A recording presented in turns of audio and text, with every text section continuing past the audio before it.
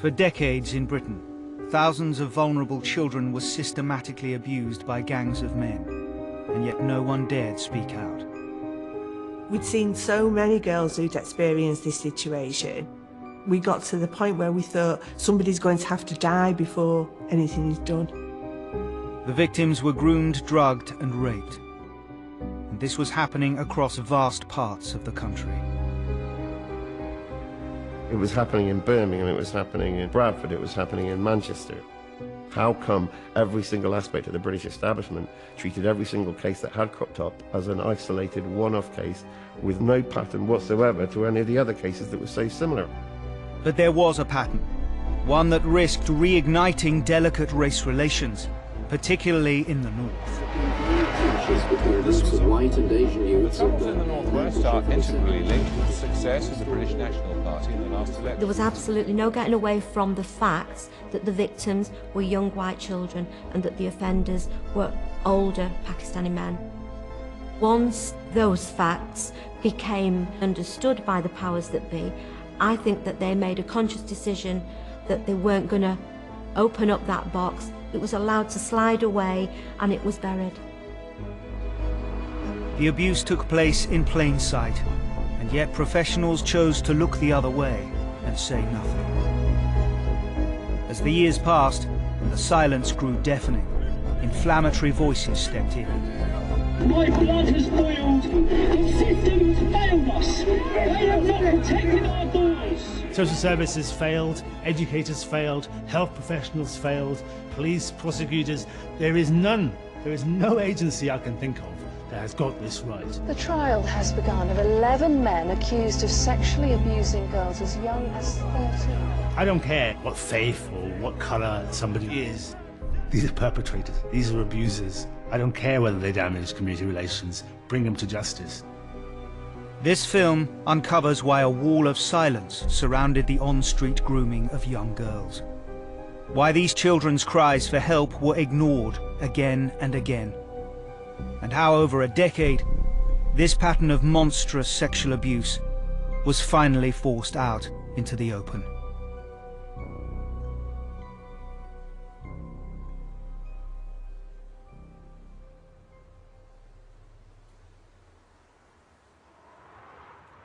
In 2003, with an alarming rise of teenage pregnancy across the country, the Labour government of the day created numerous outreach centres to offer sexual health advice to the young and vulnerable. What's going wrong with sex education? One of these centres was on the outskirts of Rochdale, a deprived borough of Greater Manchester. No sooner had it opened its doors than the staff of 10 began to hear stories far more worrying than they'd anticipated. Very quickly we started to identify a number of young people who were incredibly vulnerable, who were engaging in sexual activity which wasn't necessarily by choice. It was something that they felt they needed to do. It became a situation where we would identify one girl who was vulnerable and then she would come along with her other friends and they were equally vulnerable. We got little snippets of information from each girl about, you know, their life, really, and what they were experiencing. They would tell us that their boyfriend was a taxi driver or that they were enjoying getting really drunk at weekend and at a party where there were lots of adult men.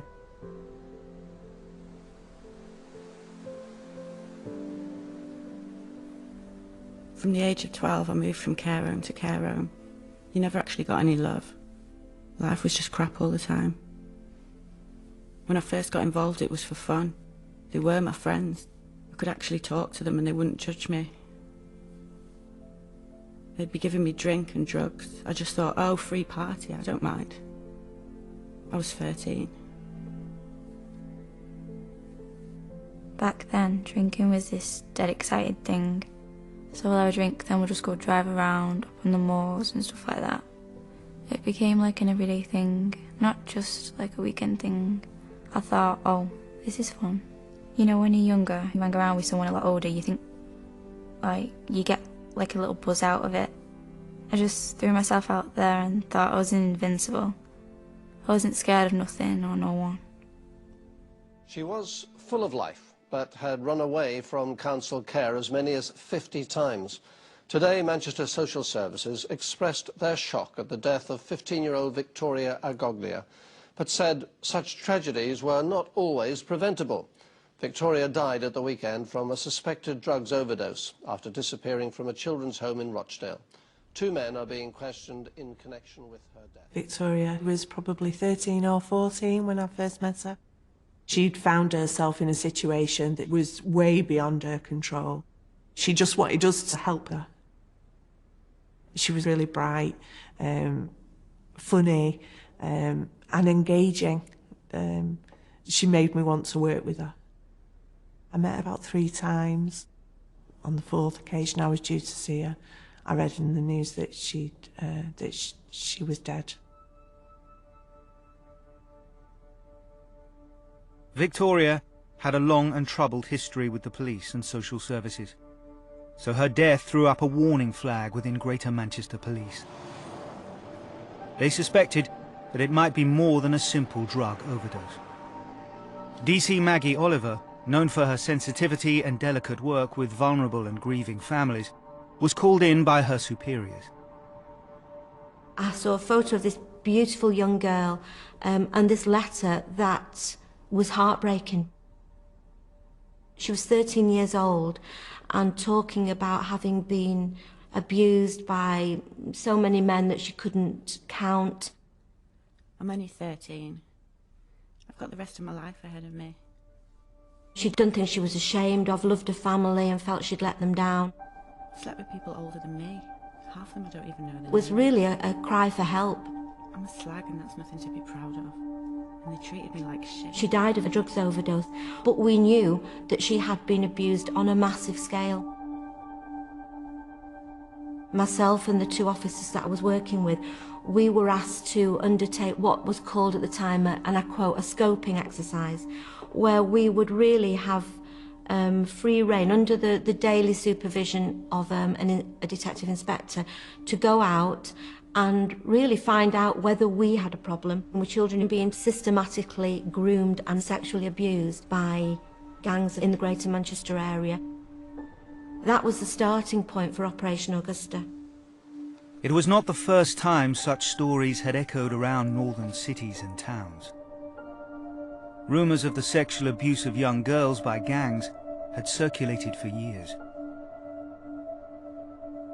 12 months earlier, in the West Yorkshire town of Keighley, a local Labour MP had been faced with more than just hearsay. Some 7 mothers came to see me, and they had genuine concerns about the way their daughters were being abused by this gang. It had all started from having a boyfriend at school, a very handsome, attractive young man from the Pakistani community, who then handed them on to much older men. The mothers had ganged up together in order to get the police to be active on it.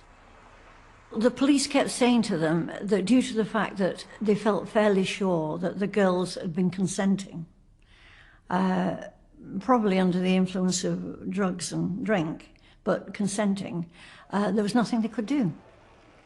Nearly all of these girls were 12 and 13. Whether it had been with consent or without consent, it was a criminal offence. I had no doubts in my own mind about it. I really wanted to help them, and I wanted it to stop. Within a couple of weeks of GMP starting the scoping exercise, Maggie Oliver and her 2 colleagues had gathered the names of 17 child victims and numerous alleged perpetrators. They knew that the vast majority of sexual abuse is committed by white men in the home. But here, something very different seemed to be taking place. The deeper down we started to dig, the more it became absolutely abundantly clear that the children being targeted were similar kinds of children, young, white, from difficult backgrounds, not all in care, but had had difficult starts in life. The makeup of the offenders was almost exclusively of Pakistani origin. And it isn't predominantly Asian men, it's predominantly Pakistani men.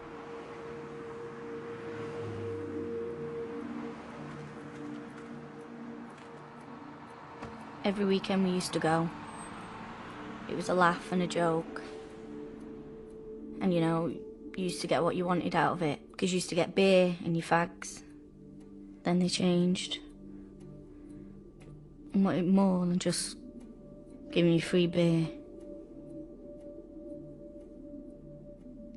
You just said, I bought you beer, now let's have sex. Somebody else would come with a bottle of vodka, and then that person would expect the same as the person before. Then they bring another friend with another bottle of vodka and some more fags. And then he'd expect the same as what the person before. It just escalated from there. Just kept going more and more and more. I was 14.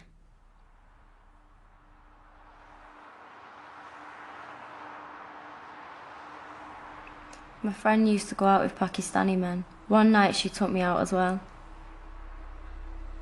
I didn't know any Pakistani people. I only saw them in takeaways and driving taxis.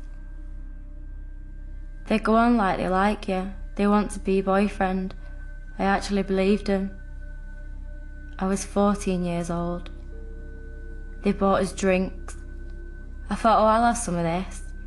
It got to the point where I was really drunk. One slept with my friend, and then after he's finished, another went in and slept with her. Then they'd done the same with me. Slightly was passing us about. There were often occasions when girls were there outside our building at 8:30, 8:15 in the morning. They were waiting for us to arrive. They'd been up all night. They were really smelly, totally dishevelled, really frightened. There was one girl who'd been dumped on the moors. She'd walked about 6 miles to get to our building. She'd been raped. She'd been thrown out of a car, that there were a number of men who'd had intercourse with her. I got myself in like some really bad states. I used to always go there because there was someone to talk to. I used to tell them everything. I just felt safe there. There was a woman who used to work in the clinic. She was like a sister. She was like, what are you doing? She used to say to me like, these men, they don't love you. They're not gonna marry you.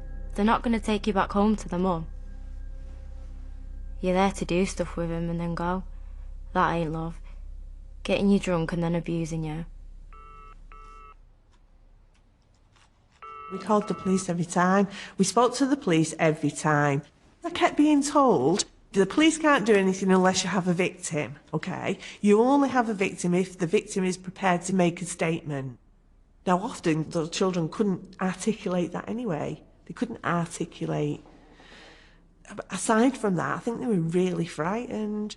They were really frightened of the consequences. They'd been hit, threatened. I know where you live. I know who your mum is. I'll kill members of your family. I think they were frightened as well about my parents might be disappointed, or I might get in trouble at school, or my friends might find out, you know. All of which is a child mind. It's a child way of thinking.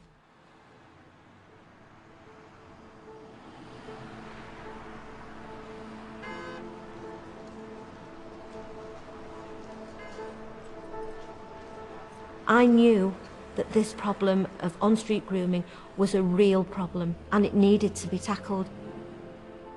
The only way to progress the investigation was to get children who were prepared, or a child who was prepared to tell me, or one of us, what was happening to them.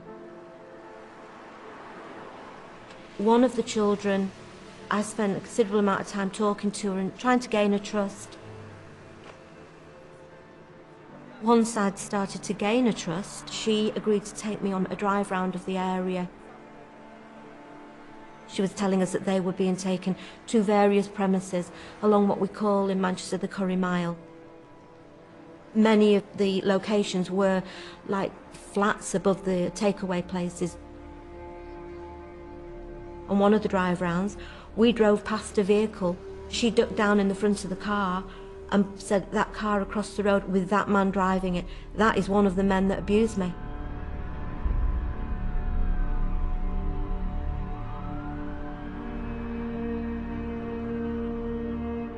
Met the taxi drivers through, like, the people in the kebab houses.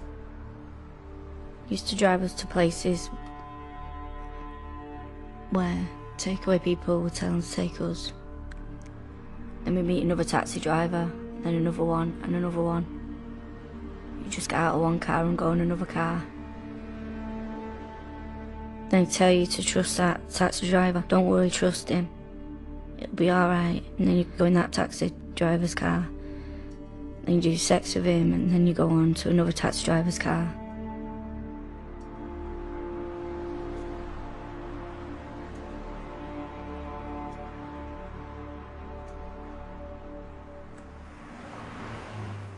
"50 miles away in West Yorkshire, the local MP was struggling to get the attention she'd hoped for. I probably went to see the police about once a month over a 12, 18 months period. And they always had a new excuse for not doing anything.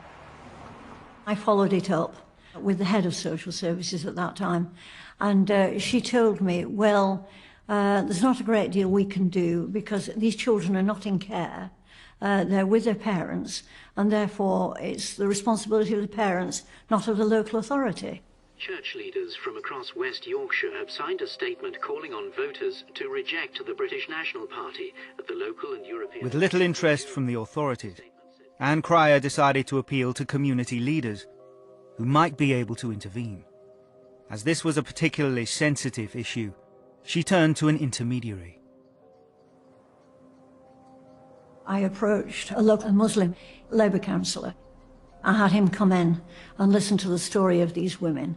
He was clearly very moved by their stories. I asked him, would he be prepared to take this list of young men down to the mosque after Friday prayers and see the elders. I'd wanted them to make it clear that in the view of the elders, they are behaving in a totally un-Islamic way, and it will bring shame on them, on their family, and on their religion if they continue to behave in this way. He went down, he saw them, he gave them the list.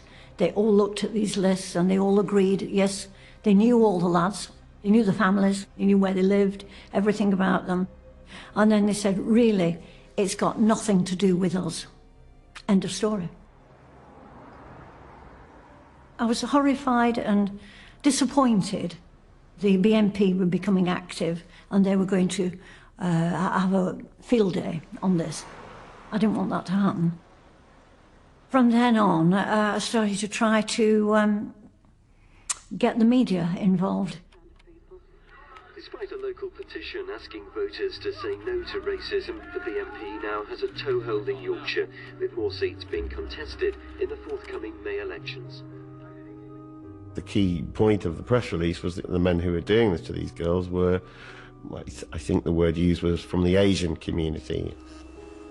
I spoke to Anne Cryer's researcher. She told me that the scale of this was far greater than they'd been able to say in the initial press release. They'd identified over 30 men who were involved. The idea of young girls, 13, 14, being befriended by lads who weren't much older than them initially and then introduced to a wider and wider circle of friends, the idea that this was in some way a collective activity, that girls were being passed around men, I'd not encountered anything like that before. I remember so clearly the feeling of how on earth do you report a story that is a fantasy for the far right. It's everything you could wish for if you're pushing a particular agenda. It's innocent white girls and it's evil, dark-skinned men. The government's failure to control asylum and immigration was a force for bad. Norfolk's fears were not without foundation. The BNP's vote in recent local elections had increased 300-fold in only 3 years, winning them seats on councils across northern towns. With the general election looming, immigration, race and asylum were key topics of the day. Yes, it is true that we need to control immigration. Yes, it is important we discuss it, but it's an issue that should be dealt with, not exploited. To my shame, I allowed my liberal fear about giving succour and credence to the British National Party to act as a brake on actually doing my job. Norfolk decided not to write an article. New in the job as the Times Northern correspondent, he turned his attention to less inflammatory issues across the region, unaware that the phenomenon wasn't limited to Keighley. We phoned the police, we phoned children's social care. They were stuck in that position of, we're the police, we do this, we're social services, we do this. You know, I started to feel as though I was facing a great big brick wall. I started to send letters rather than making a phone call. Because the police can't ignore a letter. They can ignore or not record a phone call, but if you send a letter, they can't ignore that. So I would send duplicate letters to the police, to social services. My child protection lead also had a copy of the information that I was sharing. So it had gone everywhere. You know, enough people had detail around an event. I kept hoping that at least somebody, one of those professionals, would respond or do or, you know, help, really. 12 months from opening its doors, the staff at CIT had lodged more than a dozen cases with police and social services. As far as they knew, no action had been taken, yet the accounts of abuse continued.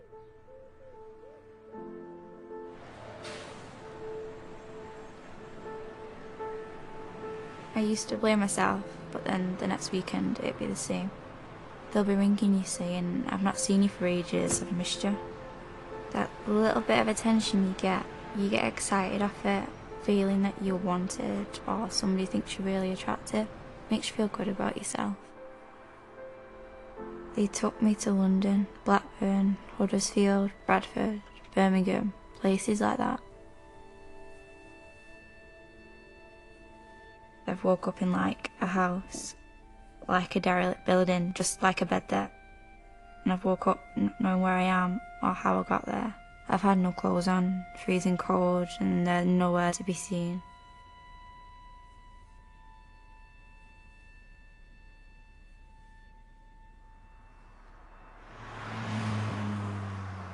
At Greater Manchester Police Headquarters, after 6 months of investigation, Maggie Oliver's scoping exercise was drawing to a close. She was getting ready to make her case to her superiors. I personally wrote the report. I started it with the photograph of Victoria and her letter. Anybody who read that report had to see that picture and had to read that letter. I wanted a powerful message to go to senior officers that the human consequences of not addressing this massive problem of on-street grooming now, professionally and properly, could lead and would lead to other children being in Victoria's position. I wanted that abuse to stop.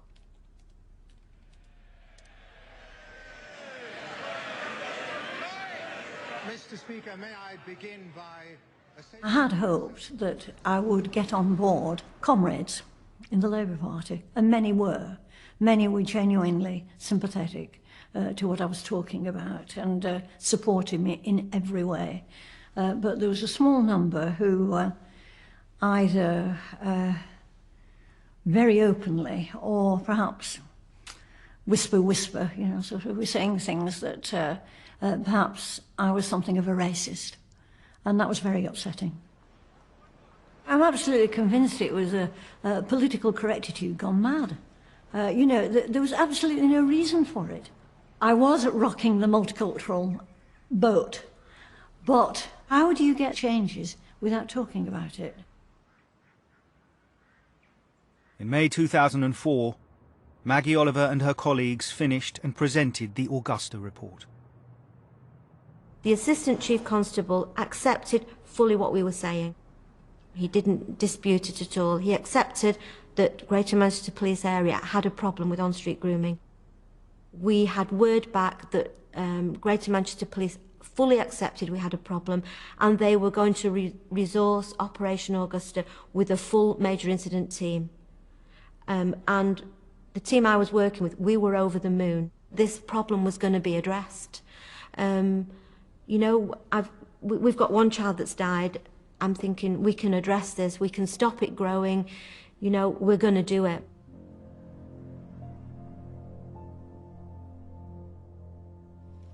My husband was terminally ill with cancer.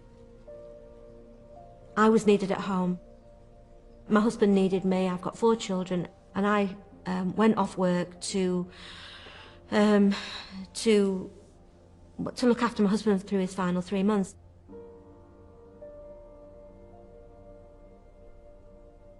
I kind of felt that I can walk away from this, I can go and concentrate on my family. All our hard work had paid off. This problem was going to be addressed.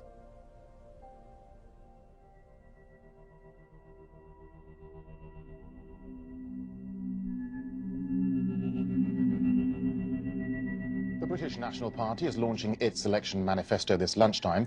The party, which wants an end to all immigration, is fielding more than 100 candidates, 4 times as many as at the 2001 election. This was all timed to coincide with St George's Day celebrations.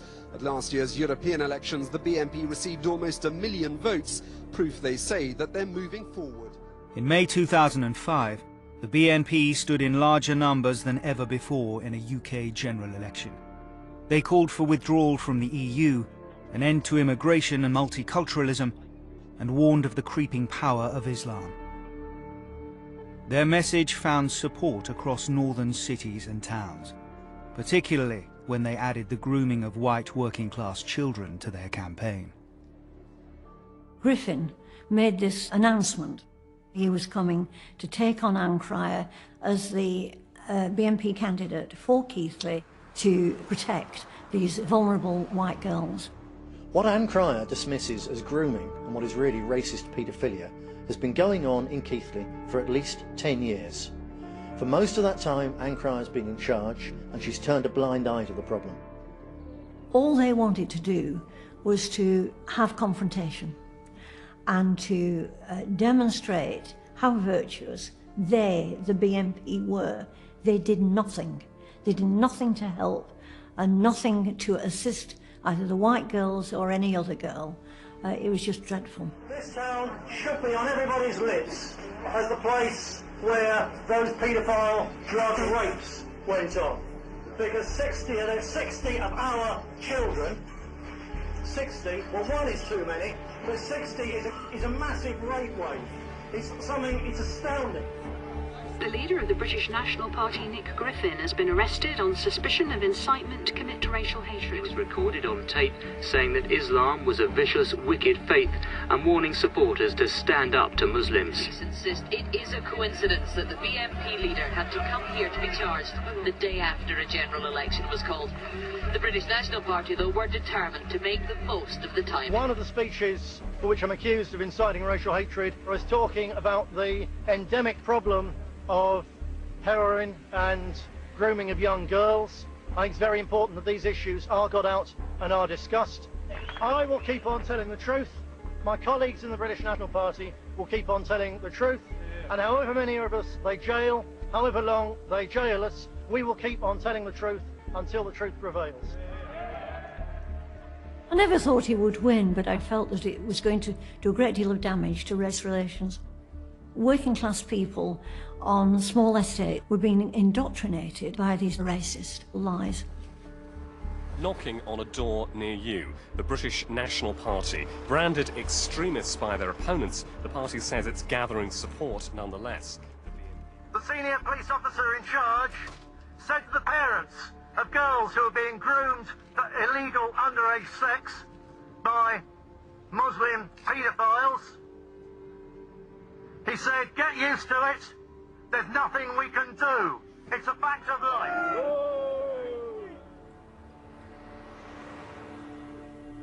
The police knew about it, but nothing ever got done. You know, a few times the police have turned up at a house where we've all been drinking, and you know, I've been upset saying things have happened. They don't really listen. I'm crying to the police, but you've got all the men stood there, they're all just saying, ignore her, she's drunk. I'm crying, I'm screaming, I was upset, I was hurt, and the police are like, oi, enough is enough. Then you're the one who gets arrested when all you're doing is crying out for a bit of help.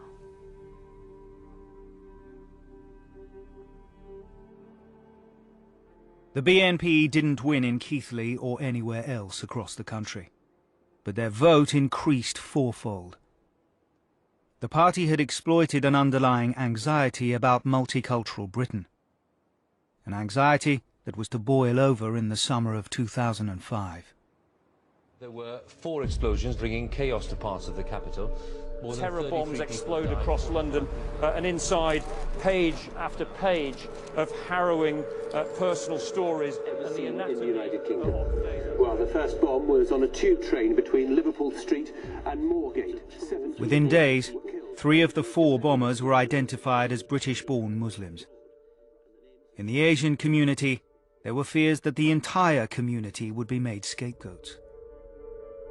As a white man in this country, have you ever felt under suspicion? Have you ever been made to feel uncomfortable in your own country? Have you ever been made to feel uncomfortable in your own skin?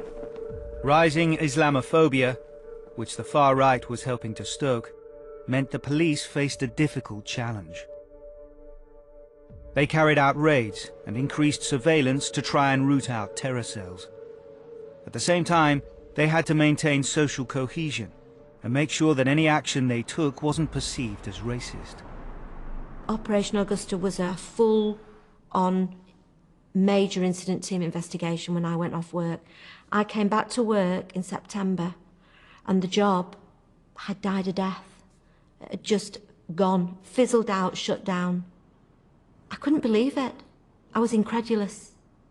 This was systematic, organised sexual abuse. They weren't just picking one child out of the ether. These were groups of children that they were being targeted, and it was like a production line, you know, one and then another. So what was happening to all these children now?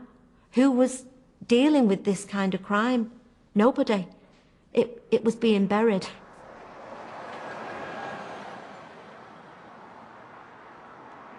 With the authorities' attention elsewhere, most of the world remained oblivious to the abuse.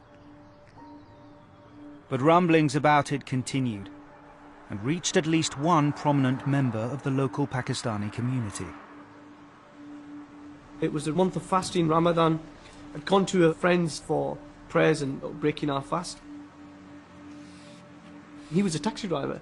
He told me about rumours that were going on of taxi drivers who were sharing young teenage girls in Rochdale. That's all he told me. I heard those rumours again and again, and I was trying to understand what were the implications if this had been going on. I'm a Muslim, proud British Muslim. I came up and grew up in this country. There is nothing, absolutely nothing in my faith, Islam, that justifies these type of despicable and evil crimes. I wanted to talk to people and try to find out what was going on. Nobody in the Pakistani community wanted to talk about these issues. Nobody seemed to want to help. Many people were coming to me and saying to me, oh yes, well this is what the BNP were doing in Bradford, this is what the BNP were doing in Keighley, this is all a far-right conspiracy about demonising minority communities. In my mind, it was our silence that was allowing the BNP to campaign on this issue.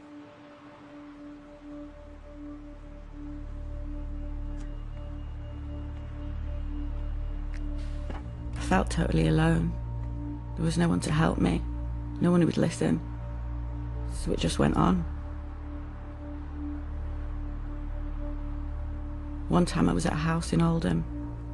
I was drinking, I was doing speed, and I was just getting off my trolley. I didn't think anything of it. I was just generally having a good time. When I came round, I didn't know where I was. I just couldn't move. I was on a single bed. There was a double bed next to me. There were just men coming in and out. It just seemed like one after another. They were all laughing and joking, pleasing themselves with my useless body that I couldn't move. It kept getting light, then dark. I could see what was going on. I could feel what was going on. There was a couple of guys that came in with another girl. She done it willingly. She just turned around and looked at me and went, "You'll get used to it." We all do.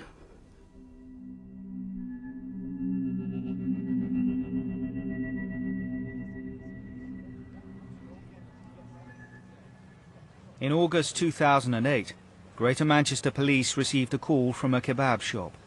A drunk teenage girl had kicked off and was smashing the glass counter, standard fare for a Friday night. Known as Girl A, her case would in time become a crucial step in bringing on-street grooming out into the open.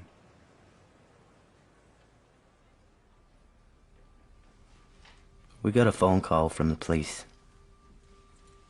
Asked us as a responsible adult or parent or whatever to come down to the police station. I thought to myself, oh no, not again. What's she done this time?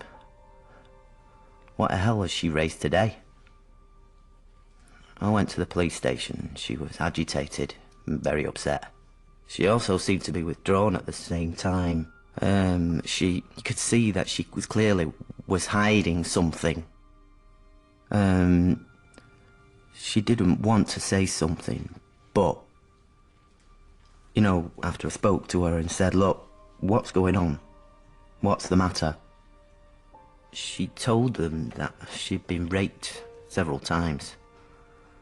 The policeman, he took it down and said, for what it's worth, I believe you. We've heard of this before and I believe you.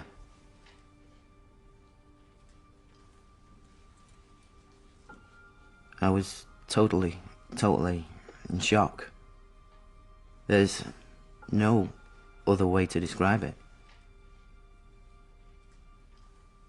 You're a father. You're supposed to look after your children. You know, it's your job, it's your duty to look after your children and protect them. No, I tried and I failed. Girl A was one of the dozens of girls the CIT team had identified as victims of abuse in the 4 years it had been open. Details of all the assaults had been passed to police and social services, yet it seemed no action had been taken.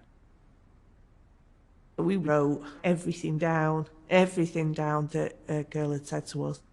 It was just a very practical work situation, but eventually we had 2 filing cabinets full of case files of young people who at some point we had identified as being abused.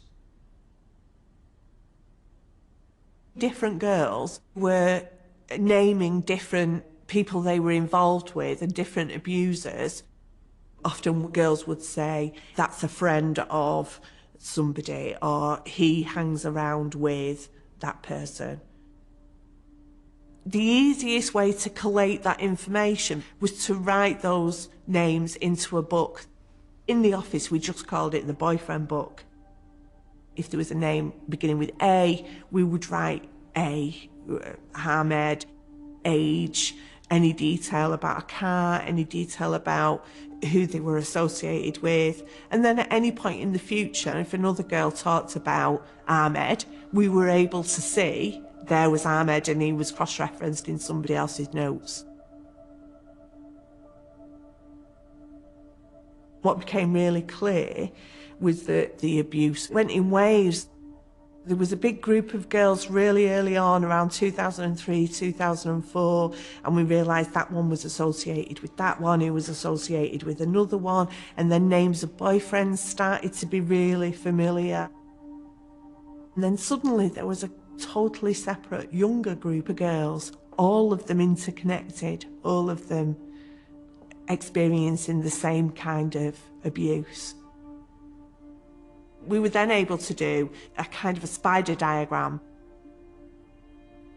That girl was associated with that girl who was associated with that boy, who all knew this other person. They'd all been associated with a blue Volkswagen. They'd all been to a warehouse somewhere. It was really naive, but we were able to map out who had been associated with who at different points.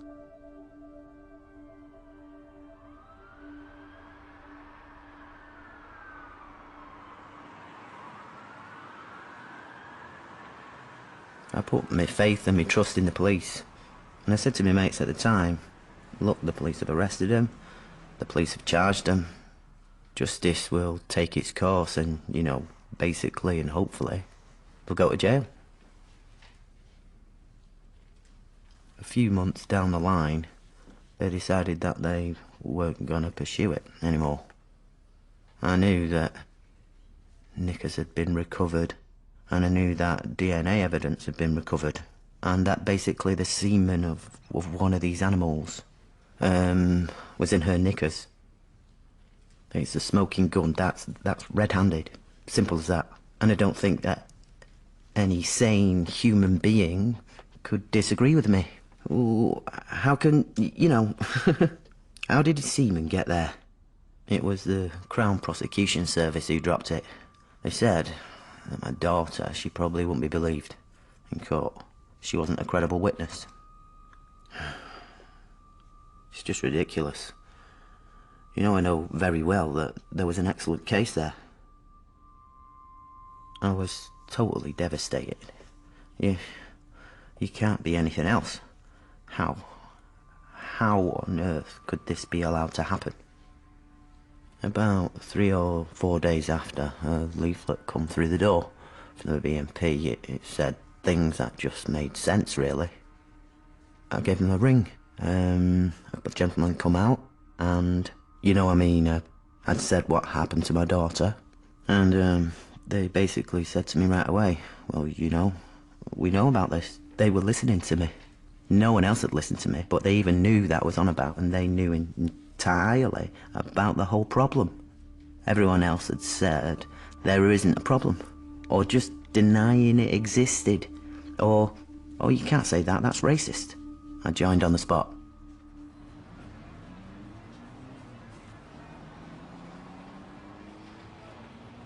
I knew I was going to ruffle a few feathers and upset a few people. We live in a time of rising Islamophobia, rising bigotry towards immigrant communities in this country, and there were a lot of people saying it's best to just leave this particular issue alone. I got told that I was bringing you know, the community down by talking about these issues, and they didn't want me to talk about this and raise these issues. But, you know, let's change those white girls and replace them with Asian girls, Pakistani girls. What would our reaction be then? Would our imams remain silent? Would our community leaders bury their head in the sand as we often did? I don't think they would.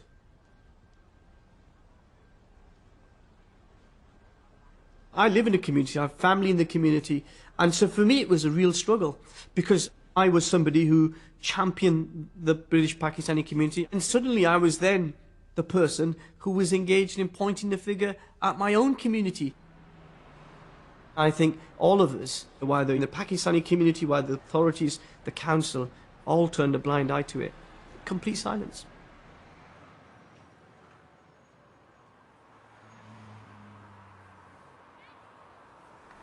I was with these men in a house in Rochdale. I was already drunk, I was always drunk. There was like a lock on the door and they locked it.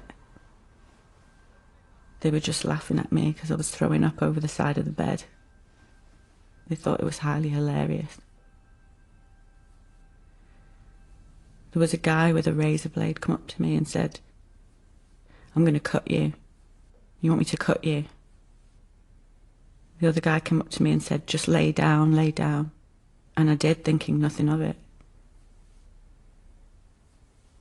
I was crying because I was being sick, and I hate being sick.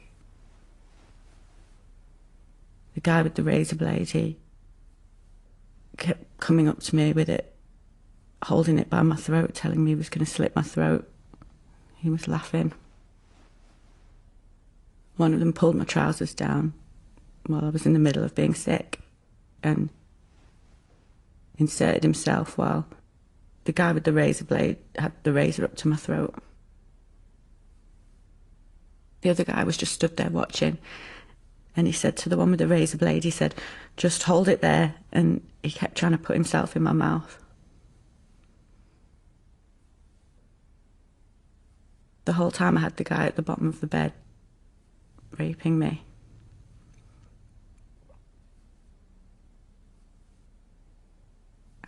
I actually thought I was going to get my throat slit.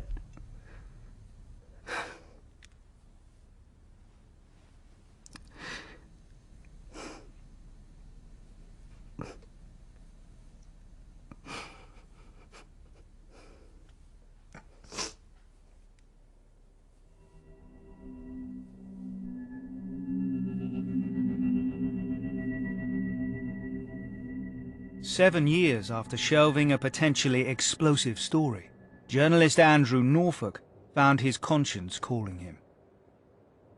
As the years went by, I had this very uncomfortable feeling I hadn't done my job. I was on a long weekend. I was driving up to Scotland. I had the radio on. A news item came on the BBC.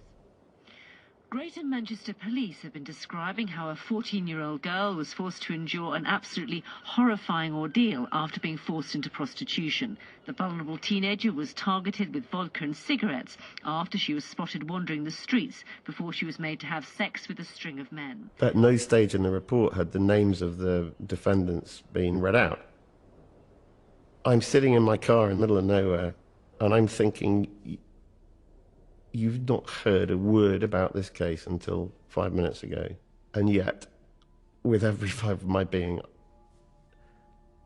I bet I do know something about those men, because I bet when I check it out, they're going to be Muslim names. So I got back, I looked it up.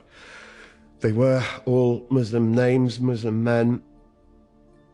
I sat down that night and I wrote a very long email to the news editor of the Times, saying that I thought there was something really troubling going on here, that it wasn't being acknowledged, and that I needed some time to look into the story to see whether what I thought was a pattern was indeed a pattern.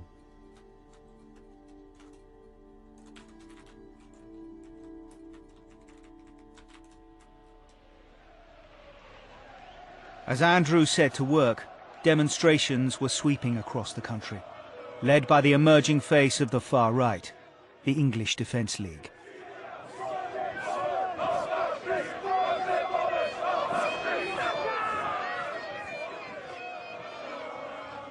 Its members were young, organised and growing in numbers, and its marches often descended into violence. Gas grenades were thrown, police vehicles were vandalised, and the police themselves were attacked. The EDL's goal was to stem the growth of a faith that it believed was corrupting the country. And in the grooming of white children, they saw not just a crime, but evidence of a broader Islamic agenda. Militant Muslim gangs taking liberties in our towns and cities, taking liberties with non-Muslim youth, non-Muslim girls, raping, pimping, beating, abusing our whole system. As you can see behind me, there's a massive police presence in Bradford today. Around 300 members of the English Defence League. The squeamishness of the liberal establishment, and that includes the media, national politicians, police forces, social services, in actually confronting what was going on, left a void, and into that void marched the EDL to spread a completely poisoned, divisive agenda.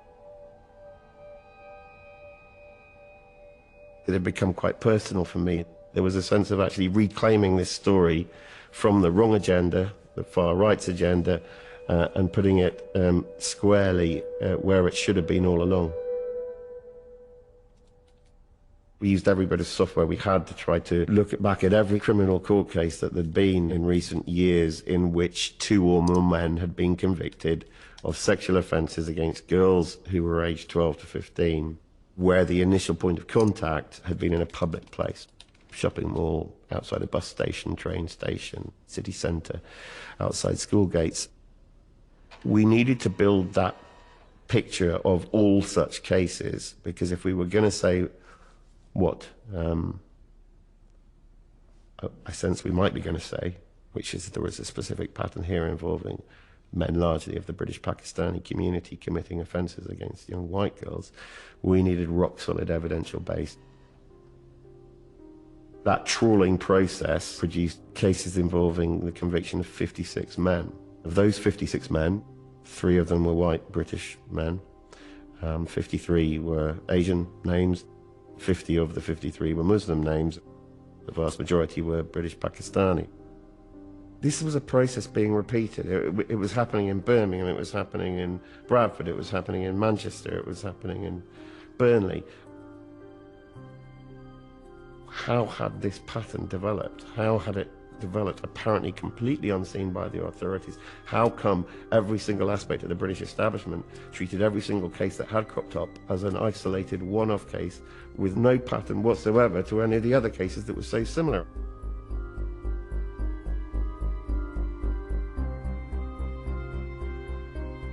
The statistics were there. We needed to start talking to people about it and asking, what's going on here? What do you think? What are you doing about it? What are you not doing about it? We went to police forces, we approached local authorities, we went to specialist charities, government departments. Nobody would speak about this.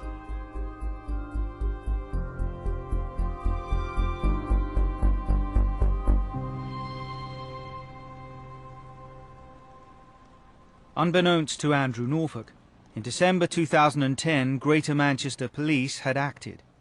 They'd launched an investigation, Operation Span, and had arrested 9 men from Rochdale on suspicion of child sexual exploitation. DC Maggie Oliver, who years earlier had spent months investigating grooming, was once again asked to play a key role, to persuade child victims to provide evidence. My first response was, well, thanks very much, but no thanks. I've been here before in Operation Augusta. I do not want to be in that position again. They produced various policy documents that I had never seen in my 16 years of service. Please look at these documents. This is what we intend to do, but we need you to, to bring these kids on board. They documented in great detail how we were going to treat these victims. It was completely different from Augusta. That would never happen again. It was recognised that we'd failed and that shouldn't have happened. I thought, well, maybe Greater Manchester Police have learnt from what they failed to do back in 2004 and 5. Maybe this is a chance to address this, this crime, this on-street grooming once and for all. And eventually I agreed that I would do my best. 4 months into his investigation, and after countless dead ends, Andrew Norfolk finally found someone willing to talk to him on the record. A senior police officer heading a major investigation. He talked about having arrived in a new division, and it was almost, he said, as though there was a box underneath the desk into which every case that was too difficult went, and there in that box was clear evidence over a period of years of what had been happening to girls in that town. And that was a town where basically the Pakistani community was 4 streets. It was tiny. And yet it was even a generational thing there, where you had fathers who had been doing this to the mothers of young girls who were now being groomed and abused by these men's sons. He told me, to colleagues in the northwest of England, and he said a senior police officer in Lancashire said, listen, don't turn that stone. If you turn that stone, you have no idea what's going to come out.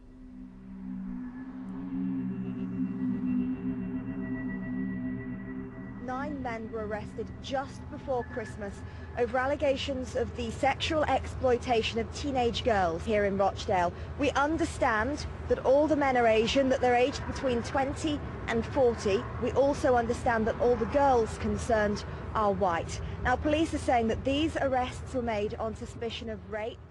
As the investigation continued, Maggie Oliver was charged with winning the trust of 2 sisters with a long history of abuse. Both had had repeated contacts with the police and social services over the years. She quickly discovered their abuse was not only well known, but well documented. From reading social services records, it was abundantly clear that Mum had been asking for help from social services over a long period of time. These children were on the Child Protection Register to be protected. The case conference notes themselves documented what Mum was saying was happening to the children at the hands of these men. There were comments informing social workers that the children were being threatened at gunpoint. Somebody had threatened to kill them if they went to the police. Mum, she got really irate, stood up and shouted, you know, what are you doing about these packies? Now, that's not my language, that's her language. But they saw fit to throw her out of the meeting and at the same time did nothing about the abuse that she suspected was happening. The reality was she was telling them the truth. As part of that reading, it became apparent to me that there was another team employed by Rochdale Social Services called Crisis Intervention Team, and they were the team that the children were visiting regularly. Until that time, nobody had been aware that they'd existed. We needed those files. The Crisis Intervention Team handed the police thousands of documents, detailing over 100 assaults from the 8 years they'd been open.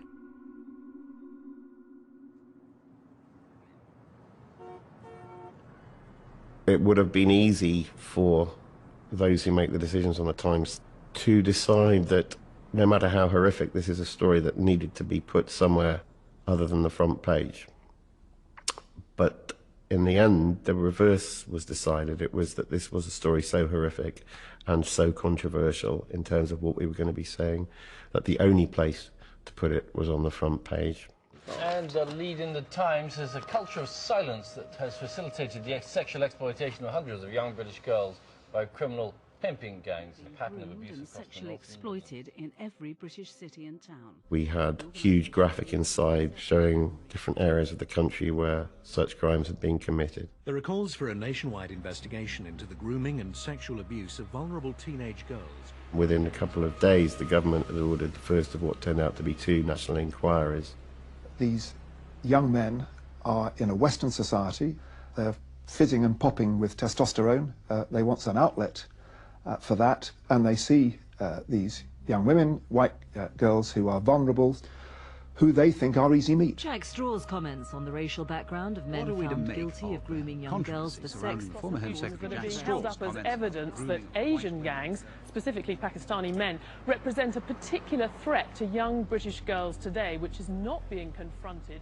It's much more comfortable in a society which most of the people living there, like, for example, me, all we want to do is be able to have people rubbing along together and communities rubbing along together, and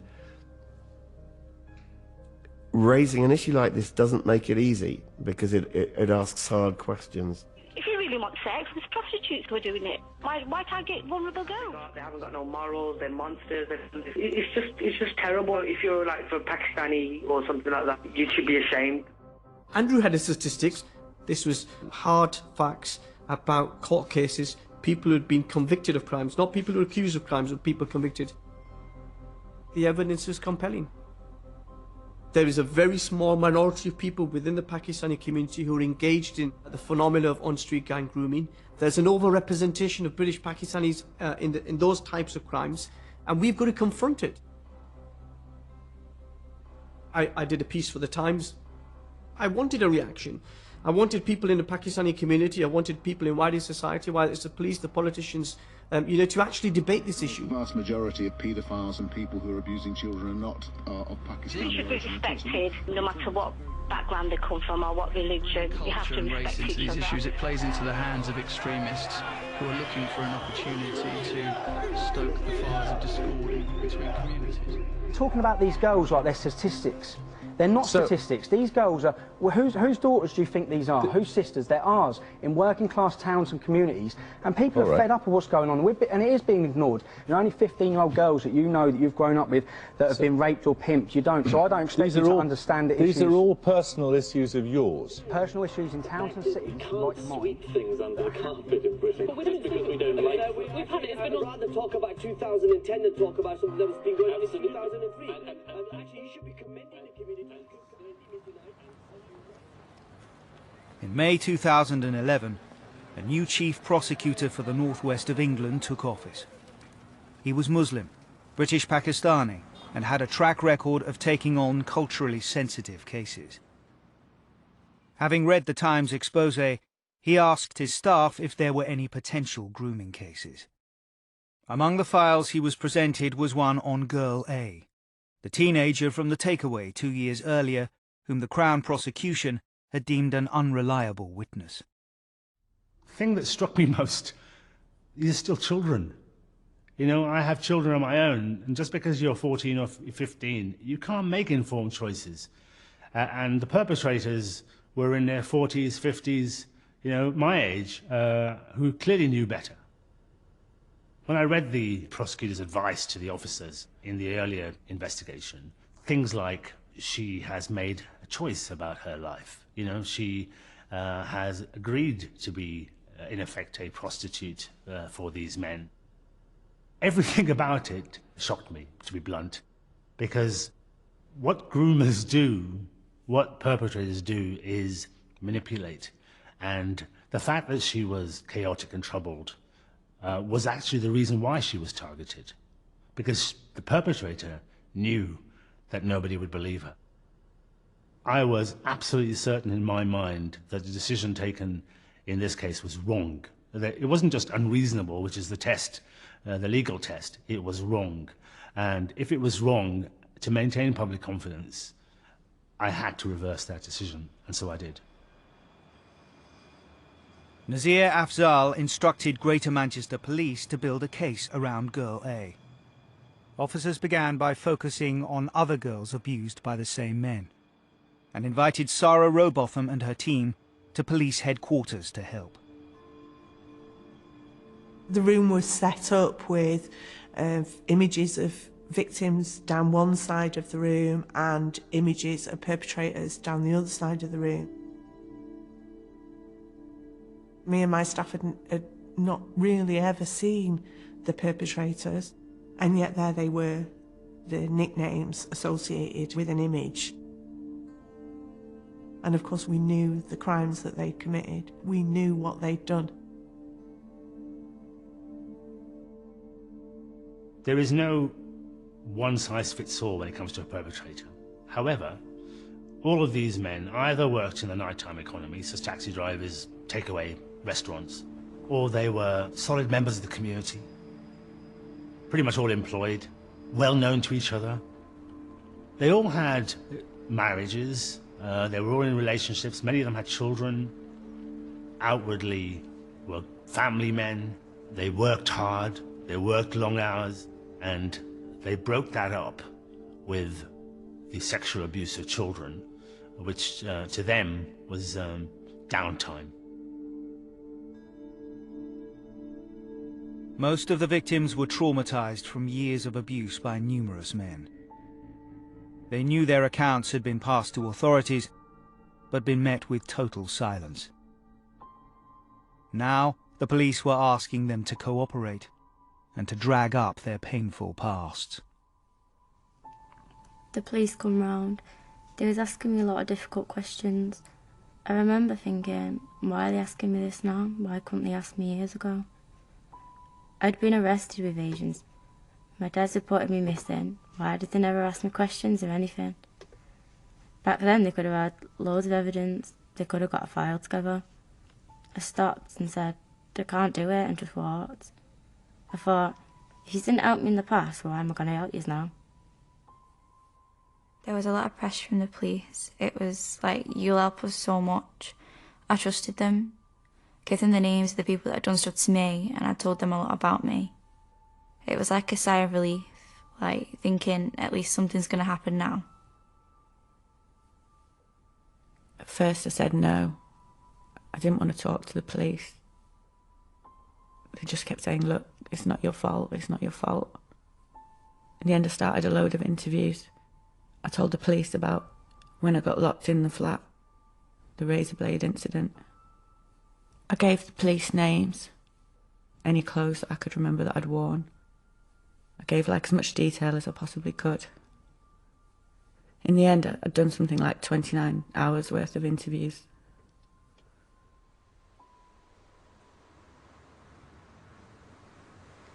As dozens of officers worked to build a case, one of the sisters whom Maggie Oliver worked with remained tight-lipped. It took months before she finally opened up. She told me what had happened to them. Tiny details of her worst nightmares.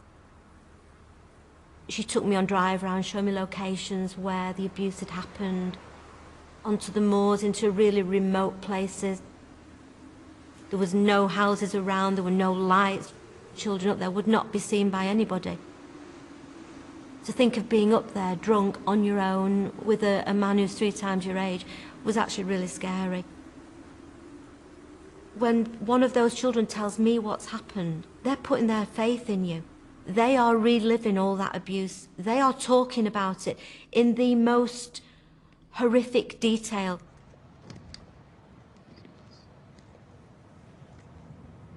I was 14 when the abuse started. It went on between 3 and 4 years. I was raped by about 50 men. Maybe more, I've lost count. It happened that many times. I felt ashamed that I'd had sex with so many older men. Disgusted in myself, really. I kept it in a box, you know, locked away in my head. To open that box and tell Maggie everything that happened was really hard. Her account was added to what was countless hours of evidence from other victims. As prosecutors poured through multiple ID parades, drive-thrus and physical evidence, it became clear how difficult the case would be to win, and that not all the victims could be called as witnesses. I was told at 4 o'clock on a Friday afternoon that the police were no longer, and I quote, going to use this girl. And I couldn't believe it. I had put my heart and soul into bringing these children on board on absolute guarantees and assurances that there would not be a repeat of what happened in Operation Augusta. And here I was, back in the same place, but on this occasion it wasn't just one interview that this child had given, it was 6 months of her life. I felt it was immoral, inhuman, unprofessional. I couldn't believe it.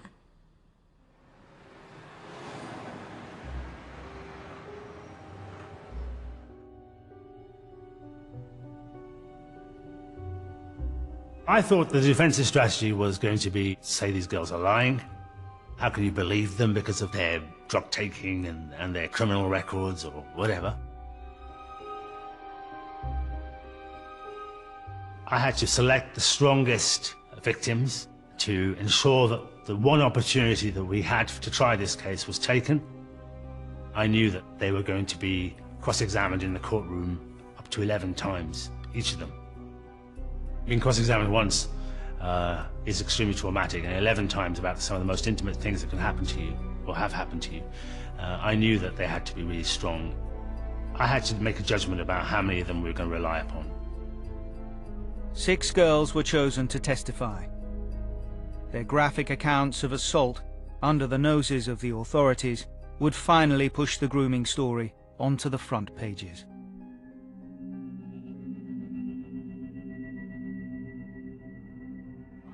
Even before it started, this case attracted hundreds of protesters. With 11 men on trial, most of them taxi drivers. There was a huge policing operation to try to protect the integrity of the case. Police officers on horses, protesters from the far right, mass ranks of police officers. Almost every media organisation in the country that has a national focus was there for the opening of that trial. 11 men have gone on trial charged with grooming and sexually exploiting girls as young as 13. The Asian men, described as being predatory sex offenders. These are some of the 11 men who are facing trial at Liverpool Crown Court. All the defendants are of Asian heritage and aged between 22 and 59. They face a total of 22 counts, including sexual assault, rape and trafficking. They're said to have passed girls between themselves, then passed them on to friends and associates. And if they think it's okay in Pakistan, then go back to Pakistan. If it's okay in Albania, go back to Albania. But don't do it here in our country. Everyone was talking about it. It was all over social media, and I was like slap bang right in the middle of it.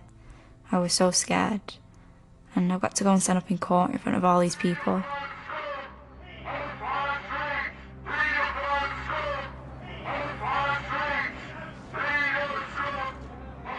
It was hard. I was young. I just had a kid.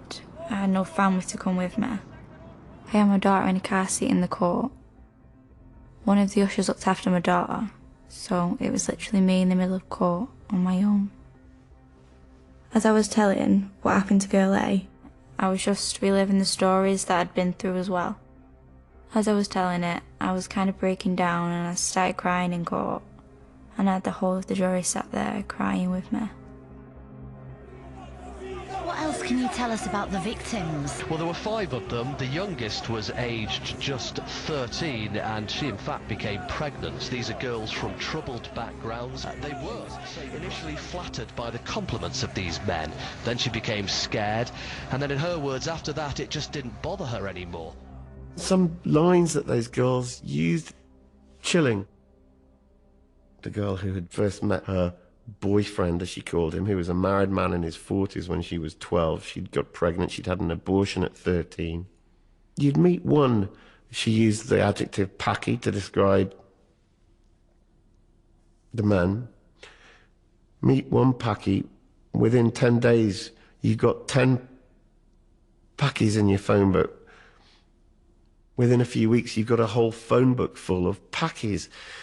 And she would be rung up by randomers, men she didn't know at all. She would go and stand in a car park in the middle of Hayward and wait to be collected, taken to an address she didn't know, plied with alcohol, and then passed around for sex.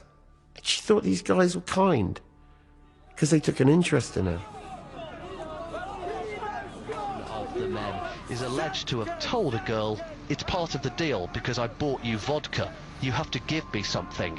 But she refused to have sex with him, and at that point the court was told he raped her and told her, "Don't cry, I love you." I refused to go to the court. I said I'm only doing it for a video link. Hearing their names alone is enough. I wouldn't have been able to go to a courtroom.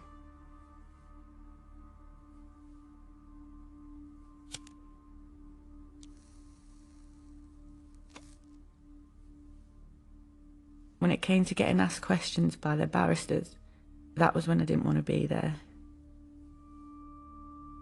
The names that they called me were worse than I was pre-warned. I was called a slut, that I whored myself out for £10 per session. And they'd keep digging. I was screaming at them, crying tears, and then they'd carry on.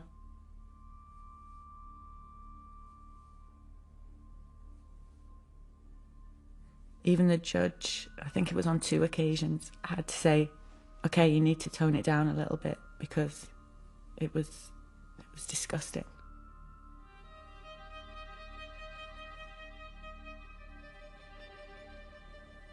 I certainly became aware of the cross-examination of the main ringleader.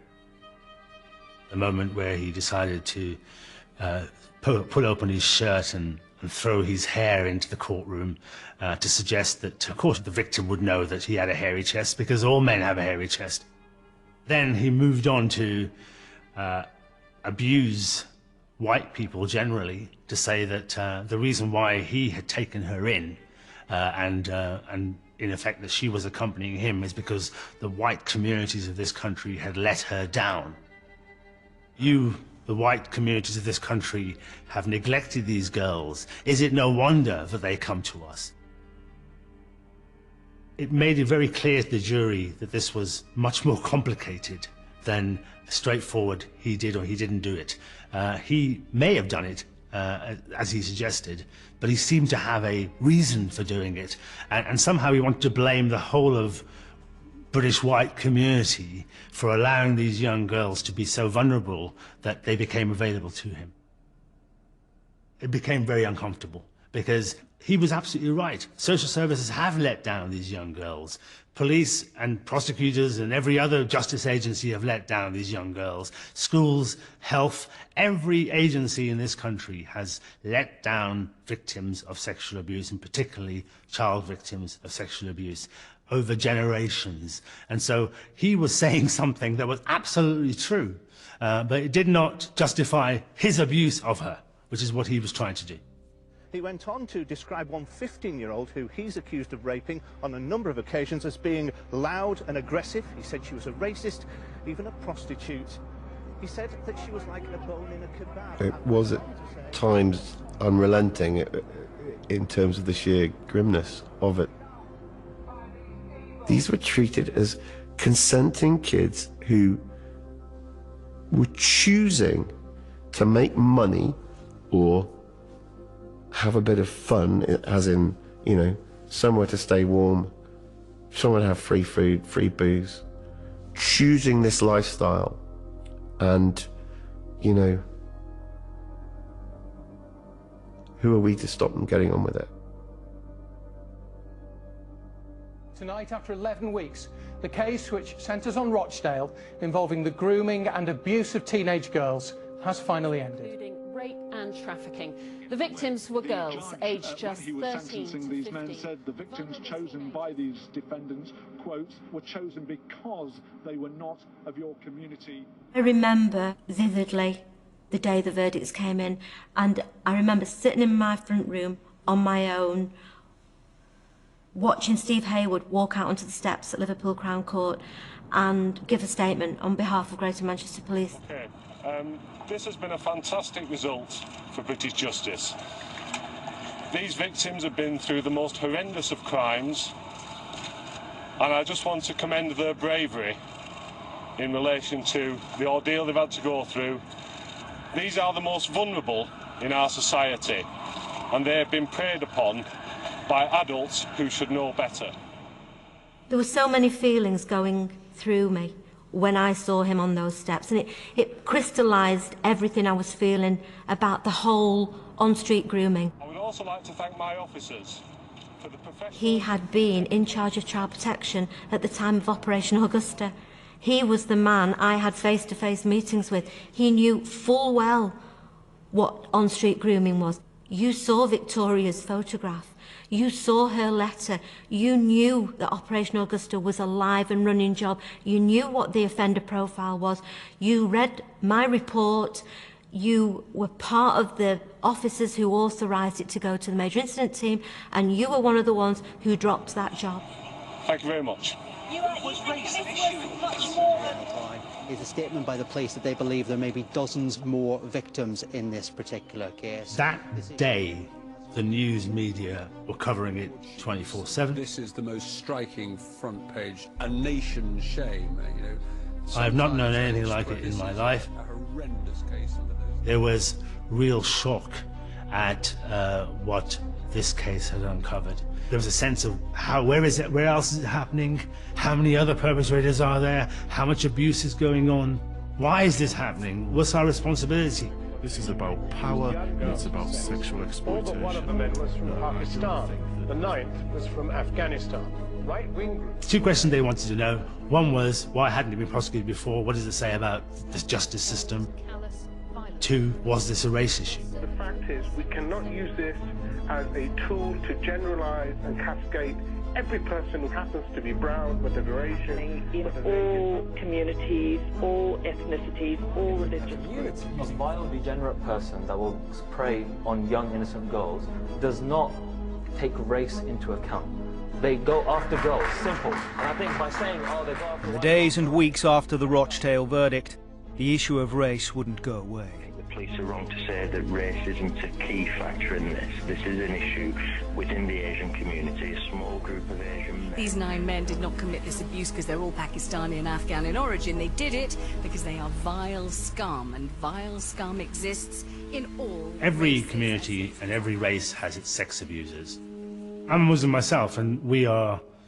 Alcohol is forbidden, drugs is forbidden, sexual abuse is forbidden. All of these things these men were surrounded by. So it's not as if the Quran was their handbook for the abuse of these young girls. They surrounded themselves with everything that was forbidden by Islam. Tariq, good morning. As far as I see it, evil is evil.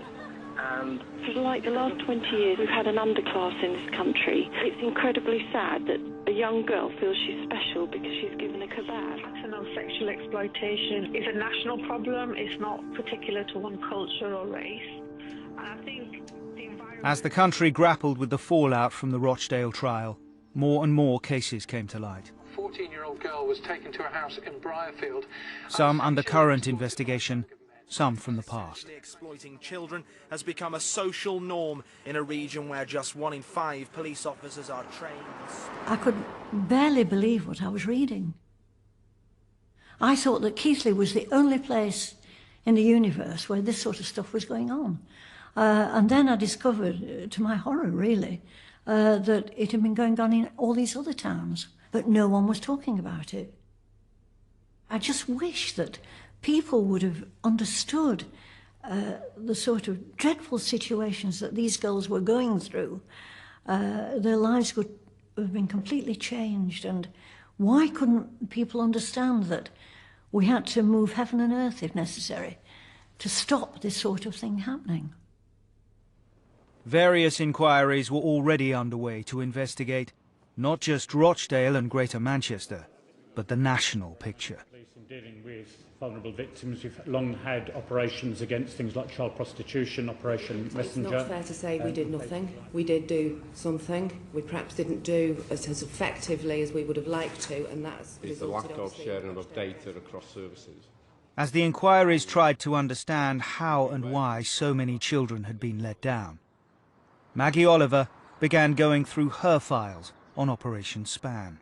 She was shocked to find that some of the evidence she managed to gather from one of the sisters appeared to be missing from the police database. When one child tells the police that she has been raped by in excess of 30 men, and Greater Manchester Police choose not to make an official record of any of those allegations, that is out-and-out neglect. That is your basic role as a police officer, that you gather the evidence. You don't make a snap judgment, whether you agree with somebody or you don't, and decide not to record it. It is your job as a police officer to record it. There is no record that that child disclosed those offences. Now, the scary thing, quite apart from the consequences for her, the other consequence of that is that those men might be abusing other children. Social workers, police and prosecutors have been criticised for missing opportunities to stop the abuse of young girls in Rochdale. As various reviews started to publish their findings, the official government inquiry was nearing the end of its 6-month investigation. Continued grooming and rape of a number of girls. It's believed there were around 50 of them, and some may have been as young as 10. Committee members had heard from senior executives and managers. Now they called on Sarah Robotham, hoping that someone with 10 years on the front line would be able to clarify the scale of the problem and why it had been ignored for so long. And I'm quoting from the report, overall child welfare organisations missed opportunities to provide a comprehensive, coordinated and timely response. Yeah, you agree with that? Absolutely, I would absolutely agree with that. I think the report makes reference starts at 2007, and I'd like to suggest that that happened much earlier, from 2004. Over that period of time, I made 181 alerts to children's social care. 181 alerts? When those referrals weren't acted upon, did you take any further action? As far as I'm concerned, I told everybody that these children were being abused. Let me be blunt. Do you think the failure in Rochdale was due to incompetence or indifference? It was attitudes towards teenagers. It was absolute disrespect that vulnerable young people did not have a voice. They were overlooked. They were discriminated against. They were treated appallingly by protective services.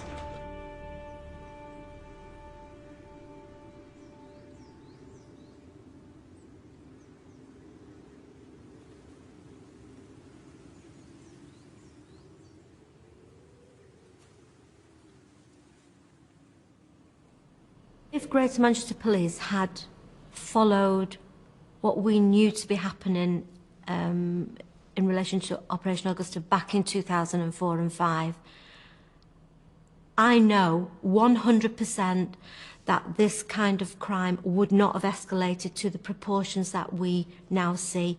As a community, as a country, we're trying to play catch-up with a crime that has become frighteningly, it's epidemic proportions.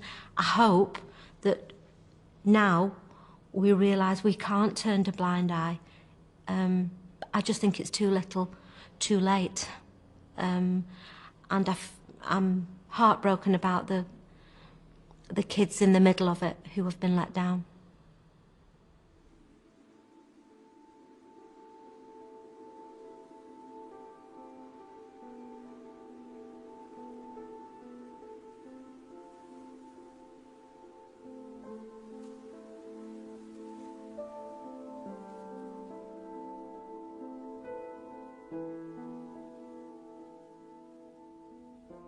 Yes, people got stuff wrong in the past. People weren't prosecuted, they should have been. Victims weren't given the level of support they should have been. But, you know, when I left the service, at that time I knew that they were doing as good a job as they possibly could. It was, even despite all the counter-terror work that we're doing right now, child sexual abuse was the #1 priority for Greater Manchester Police. They resourced it, they put people of expertise in there, and there are potentially hundreds of suspects. Yes, the abuse of young girls in Rochdale and Keighley and Oxford and Telford and everywhere else in this country where it's happening is the tip of the iceberg. You know, I've said before, there are probably as many children as you could fill into Wembley Stadium, 100,000 a year, who are being abused every year. And therefore, we're just beginning this journey. But you've got to start somewhere.